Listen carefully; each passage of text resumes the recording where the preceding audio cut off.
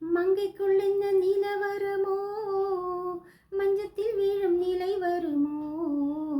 அன்னத்தை எந்த வீரல் தொடுமோ, என்றைக்கும் அந்த சுகம் வருமோ, தள்ளாடும்